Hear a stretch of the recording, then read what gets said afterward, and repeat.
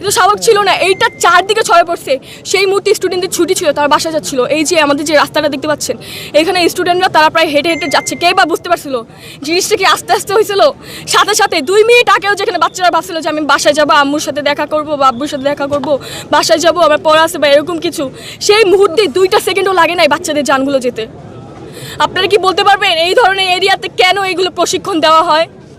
কোন দেশে বসবাস করছি? আমি কালকে কার ব্লেম দিব আমি বুঝতে পারতেছিলাম না। আপনারা যে ছড়াচ্ছেন এটা 2013 সালের বিমান, আসলে সেটা না, সেটা হচ্ছে 1966 সালের বিমান। এত ফেক নিউজ কেন ছড়াচ্ছেন যে 19 থেকে 20 জন বাচ্চা মারা গিয়েছে, যেখানে হচ্ছে 200 জনের মতো বাচ্চা নিহত হয়েছে, আহত আরো অনেকে হয়েছে, এখনো নিখোঁজ অনেকে, অনেক বাচ্চারা মায়ের বুক খালি হয়েছে নিচতলায়। সেটা কি উত্তর কি আপনি দিতে পারবেন?